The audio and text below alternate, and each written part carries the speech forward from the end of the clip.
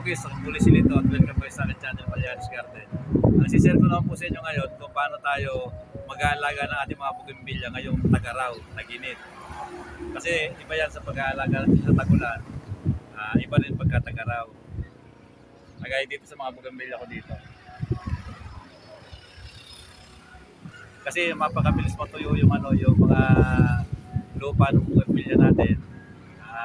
Nalalanta yung mga iba na pagka tuwing other day na tayo magdidilig. Dapat po, pwede po tayo na magdilig na tuwing araw-araw, umaga o kaya hapon. Pero minsan lang sa araw, hindi dalawang beses. Tuwing po tayo dito. Hindi rin po natin kailangan na masyadong mag-trim ngayong tag-araw. Mas maganda mag-trim pagka medyo yung hindi pa masyado namumulaklak yung mga bougainvillea natin. Kasi sayang naman pagka ngayong panahon tayo mag-trim ng gusto. Pwede tayong mag-trim pakonti-konti lang, dulo-dulo lang. Kasi kung mag-hard trim tayo ngayong panahon nato, sayang naman panahon ng pamumulaklak, di po ba? Kailangan pagka medyo hindi panahon ng pamumulaklak, tagulan, mag-trim na tayo ng hard trim o kaya trim na natin maigi para sa panahon ng pamumulaklak hindi na tayo magti-trim, konti-konti na lang. Gaya dito, yung ganda nito, opal flame. Talagang magsisipamulaklak natin po ba yung mga bougainvillea natin. Yung mga bougainvillea ko dito hindi masyadong trim, pakita ko sa inyo. Tingnan nyo, kahit na medyo yung matagal na bougainvillea na, ganda pa rin, no? Chili orange. Kasi pagka hindi tayo nagdiligot, nakita nyo, mapapansin natin yung mga yung mga bulaklak niya medyo nalalanta. Sobrang init ng panahon. Diniligan ko pa kanina umaga yan, pero nakita nyo pagkahapon, kaya kailangan kinabukasan, bukas, magdidilig na tayo ulit. Lalo yung yung potting mix ko may halong risal. Medyo mabilis matuyo. Ang ganda ng mga bulaklak,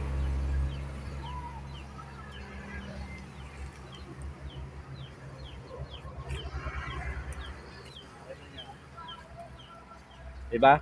Panahon talaga ng pamumulaklak. Meron mga hindi na trim ako dito, Ang gaganda, tingnan nyo ito, Ganito pang nangyayari pagka pagka sobrang dry. Nakita nyo yung kumukulubot yung bulaklak niya. Ayan. Kaya dapat magdilig tayo minsan sa araw. Kailangan po natin gawin yung ngayon yun. Sobra kasi init ang panahon. Mas tatagal yung bulaklak natin. Kasi mapapansin naman natin yan. Kung masyadong basa yung naman, konting dilig lang. Pero pagka yung talagang makita nyo na dry, magdilig po tayo ng maramihan.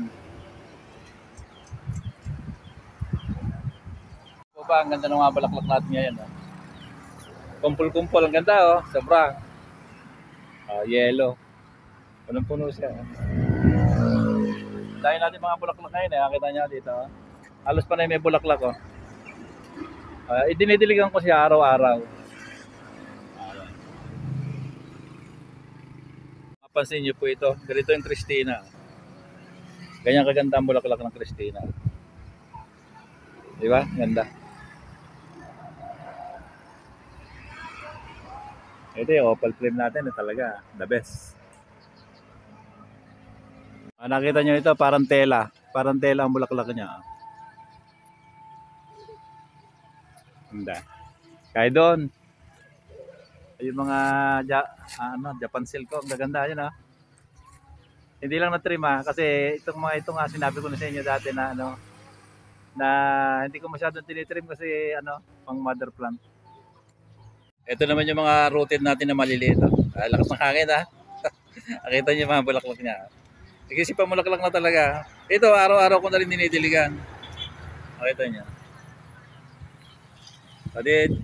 Diniligan ko kanina umaga, dry na naman kasi risal.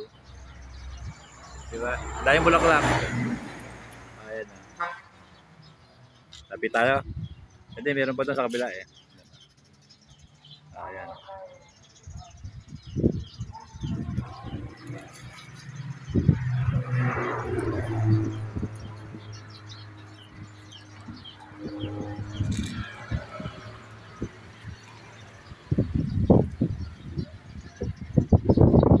maangin.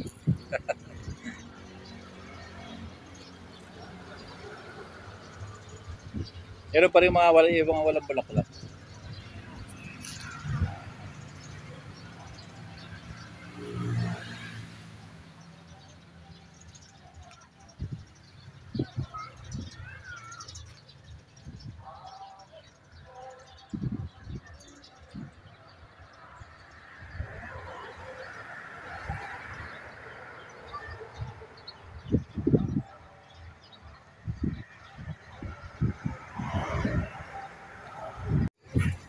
Lakas ng hangin.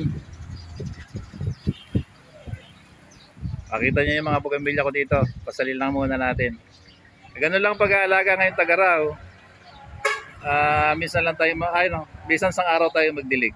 Araw-araw. Meron pa rin walang bulaklak. Oh. Kita niyo.